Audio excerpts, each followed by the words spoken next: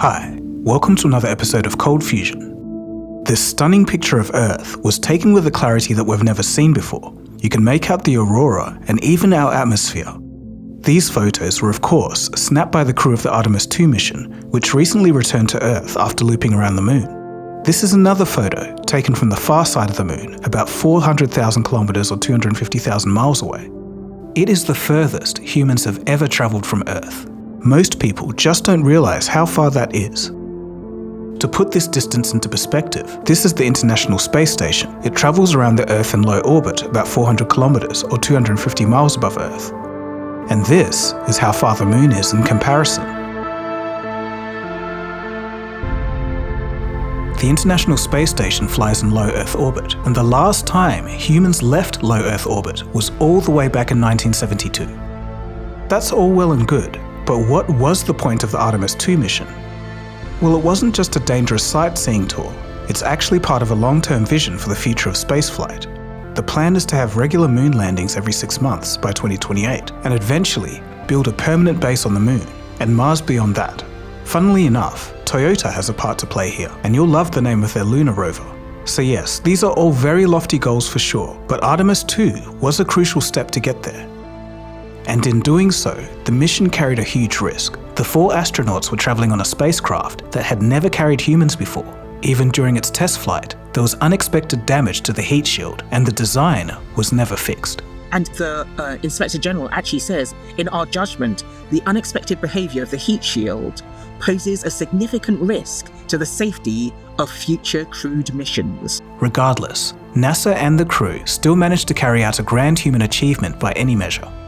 In this episode, we'll see what the point of Artemis II was, the mission's objectives, what's in store for the future, and we'll also take a look at the messy way that this mission came to be, because rather than a well thought out mission to explore the stars, it was more of a mission that was shoehorned into existence to create jobs at the behest of US Congress.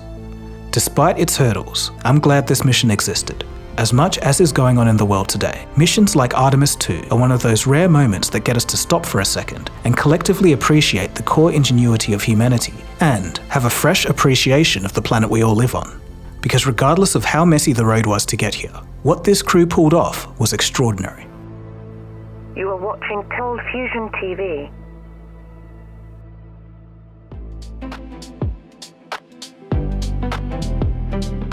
Artemis II is the second out of 4 missions that NASA had planned.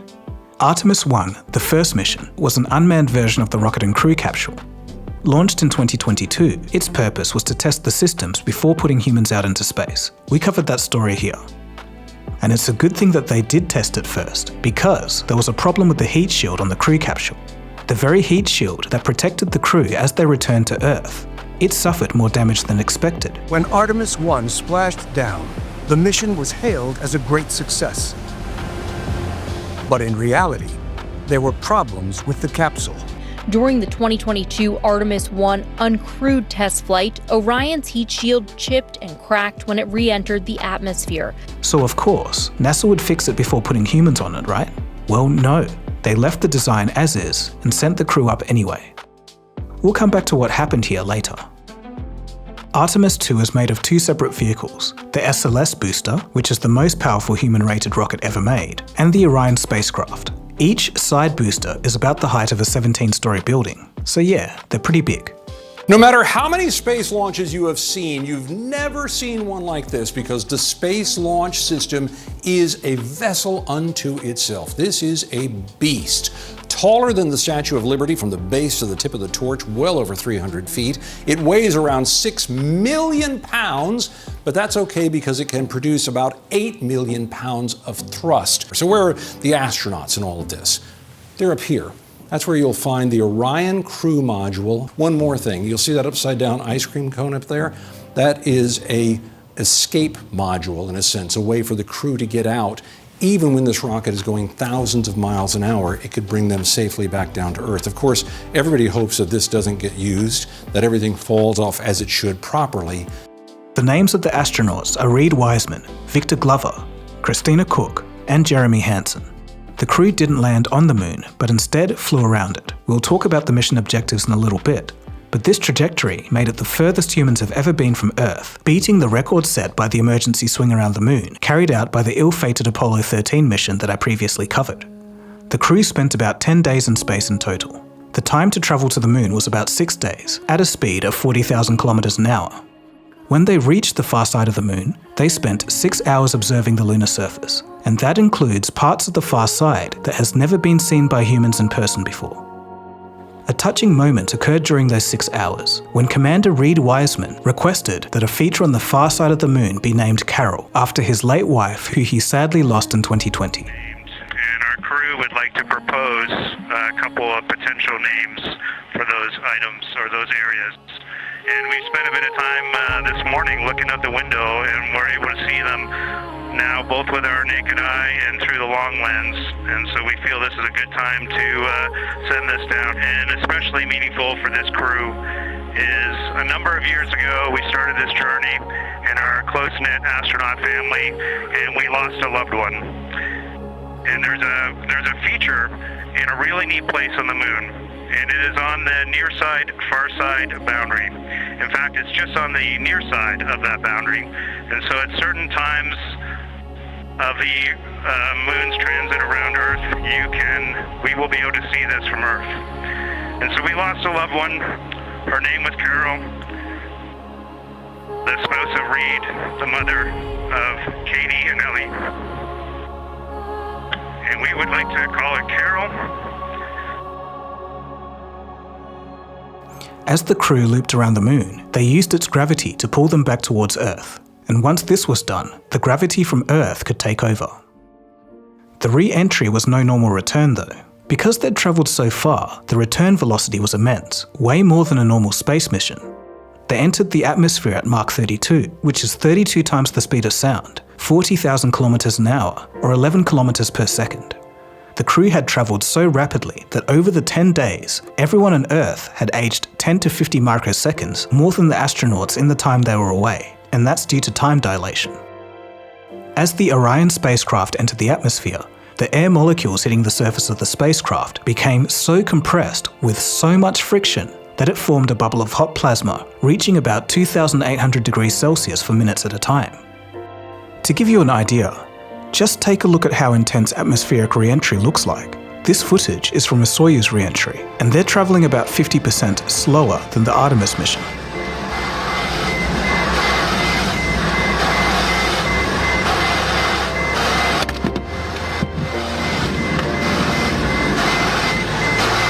After breaching the atmosphere, the crew parachuted back to Earth and touched down on the Pacific Ocean. And with that, the journey of 1.1 million kilometers, or 700,000 miles, was over. Houston Integrity, splashdown, sending post-landing command now. Splashdown confirmed. The crew of Artemis II safely home after travelling further from it than anyone who's ever lived. Though they'd tested, trained and planned for each step of the mission, this day was the most dangerous. Re-entry of a new spacecraft with a heat shield that nearly failed in a previous test flight and had never carried humans before. Okay, so what was the actual point of the mission?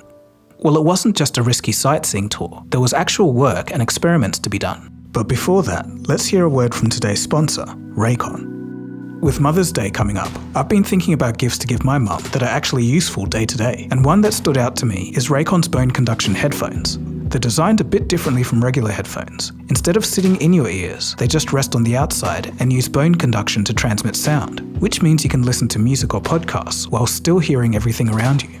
And that's what I like most about them. Whether I'm out for a walk, running errands, or just going about my day, I can stay aware of what's happening, traffic, people, everything, without completely tuning out. They're built for that kind of everyday use too. You get around 13 hours of battery life, they're waterproof and dustproof, and because there's no in-ear fit, they're comfortable to wear for long periods without really noticing them. I've been using them pretty regularly, and they've just become one of those things that easily fits into my routine. Raycon is known for delivering solid audio quality without the premium price tag, and with over 3 million customers and a 30-day happiness guarantee, there's a reason they've built that reputation.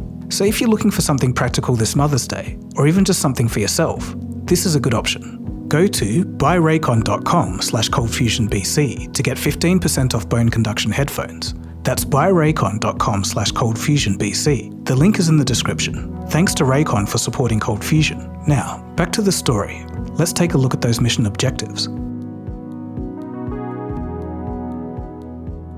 There were a few objectives for this specific mission, but the main ones were as follows. Number 1. Study the moon's surface and photograph its features. The crew even had training from geologists to know what to look for. Number 2. Test the human body in space. The testing included the effects of zero gravity and radiation on a mission so remote. Comparing information gathered from astronauts before, during, and after spaceflight provides a window into what happens to the human body in space. But Artemis II will be the first to provide these measurements in deep space. In order to do the biological testing, there were small human cell chips with integrated circuits to mimic tissue function. For the experiment, they used the astronaut's bone marrow. They'll compare the effect of cosmic radiation on these cells versus a control. Lots of experiments conducted. One of them is really fascinating, and it includes computer chips that contain the astronaut's bone marrow. And there is hope that evidence collected from this particular experiment could reshape the practice of medicine here on Earth and tell us more about what it would be like to live for a long period of time in deep space. The astronauts also tested a new kind of lithium-ion battery and also a radiation shelter, which is used in cases of emergency like a solar flare. And number 3, testing maneuverability. While near Earth, crew member Victor Glover carried out a simulated docking maneuver to see how well the craft performed for future missions. We're going to see what the plan is for future missions near the end of the episode, but for now, let's come back to that damaged heat shield. CBA reports what happened during the testing phase. Quote, during the Artemis I mission in 2022, the first test flight of the Orion capsule had no humans on board. Engineers were shocked to see large cracks and chunks missing from the protective heat shield that lines the bottom of the capsule. End quote. Basically, the heat shield is actually designed to burn away slightly to take away some of that thermal energy. NASA used the same material during the Apollo missions, so they opted to use it again. But on testing the Artemis I, it was coming in so fast that the heat shield sustained unexpected damage. There were unpredicted cracks, and way too much of the surface was missing. In fact, entire chunks were gone. Over 100 locations were affected. The material's ablative, so it sort of burns away slowly, and you expect that, but you didn't expect chunks of it to fall away. There was a subsequent investigation to find out what happened. The suspected cause was from hot gas bubbles being trapped in the heat shield material. The pressure from the bubbles eventually damaged the heat shield. Remember, these guys are traveling at 11 kilometers per second, facing temperatures of almost 3,000 degrees Celsius, or half the surface temperature of the sun. So why were the bubbles forming? It was later discovered that it may have been caused from the way NASA decided to enter the atmosphere during the Artemis I test flight. The plan was to enter the atmosphere twice, once just skimming it to slow the craft down, and the second at a steeper angle to actually enter and land. The bubbles formed through the skimming stage, then heated and exploded during the final re-entry. For Artemis II, NASA decided to go with a single re-entry approach. After intense testing, including breaking off even more of the heat shield to see what happened, they were convinced that the heat shield would perform as designed with the new approach. Some former NASA personnel say the trajectory changes may not be enough, while other engineers and NASA leaders say the analysis, testing, and adjustments do mitigate the risk. NASA also decided that since there was a new shield coming for the Artemis III mission, the delays and extra cost wouldn't be worth it in the long term. And Artemis II will use the same heat shield design as Artemis I. So as the Orion crew was barreling towards Earth, there was a slight air of worry among some of the public that was paying attention. Some former astronauts have concerns over safety for this mission. Fortunately, all did go well in the end, so a sigh of relief could be felt. Looking at it from a historical stance, Artemis II is significant, although it manages to be despite its beginnings and not because of them. The SLS rocket, the one that launched Artemis II, is officially called the Space Launch System, but some people jokingly call it the Senate Launch System, and that's because it wasn't built to meet NASA's needs, but it was built to meet Congress's needs. Frankly, a big part of the motivation was because it would make a good jobs program. The publication, The Conversation, has a great piece written by space historian Emily A. Margolis. Basically, the story goes like this. In 2004, President George W. Bush pitched a new vision for space exploration centered around a spacecraft called the Crew Exploration Vehicle. Is to develop and test a new spacecraft, the Crew Exploration Vehicle. He wanted to see it fly by 2008, human missions by 2014, and astronauts on the moon by 2020. by 2008 and to conduct the first manned mission no later than 2014. George Bush's vision would become the Constellation program. But in 2008, the economy imploded. I detailed exactly why in this episode, but the fact of the matter was that there was no money for NASA. It's time to save what we can, spend what we must, and live within our means once again. For NASA, that means scrapping a $100 billion program proposed by the previous administration of President George W. Bush. Especially since the first prototype rocket of the Constellation program, called Ares 1, was already $3.1 billion over budget. The program was axed, but Congress wasn't happy about that. As it turns out, NASA provides work for aerospace contractors, which preserve jobs in numerous congressional districts. There was a vested interest in increasing NASA's budget, so Congress demanded that NASA find something that could be shoehorned into a shuttle. Now, building a space shuttle because you want to create jobs is fine, but that meant that the incentives weren't in the right place from a mission point of view, and because of that, Congress's rocket was vague. It didn't matter what it did, it just needed to be able to carry stuff into space. There was no clear reasoning for it. There wasn't even any specifications of what had to be built. The result was the SLS. In 2017, NASA was directed by the government to do a moon landing, but they couldn't build a moon lander with just 0.47% of the federal budget. So, they had to sift through what they already had. The Orion capsule was chosen, even though it was built back in 2012. Now, Orion couldn't land on the moon, but it could fly around it, so that was good enough. So there you go. Both the SLS and Orion capsule were picked without a clear goal. Their missions ended up being retroactively figured out, based on what they could do. And to add to all of this, there's some concerns about NASA's ambitious goals and internal operations. Susan Helms of the Aerospace Safety Advisory Panel has said that NASA is stacking too many simultaneous innovations on top of each other.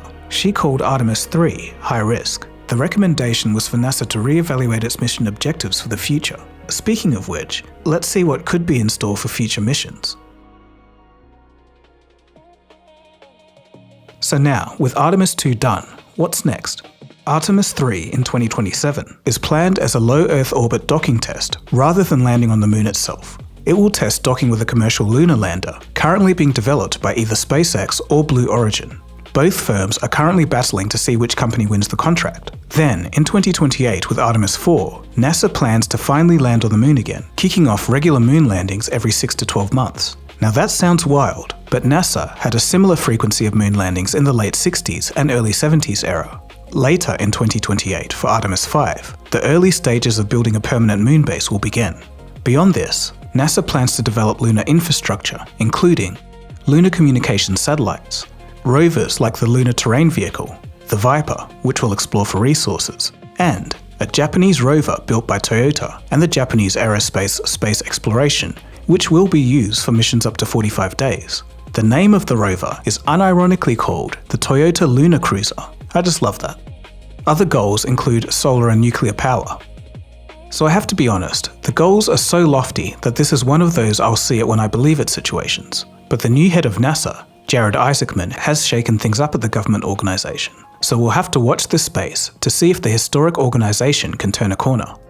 So in conclusion, although Artemis II was just a stepping stone into a space exploration future, it was still very cool to witness, especially for a mission created out of cancelled space projects. So there you go. That is the whole story of the Artemis II mission, and even though it was messy, it still is inspiring. Today, with wars, rogue tech overlords, economic issues, and social division running rampant, missions like Artemis II is something to be encouraged by. We humans are still capable of a lot when we put our minds to something positive. Even if you don't care about that, we now have some of the most beautiful imagery ever seen for our history books, and you can't be mad at that. Anyway, that's about it from me. Thanks for watching. My name is Dagogo, and you've been watching ColdFusion, and I'll catch you again soon for the next episode. Cheers, guys. Have a good one.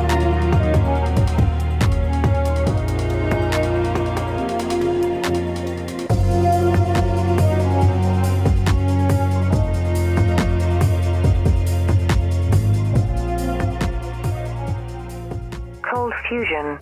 It's new thinking.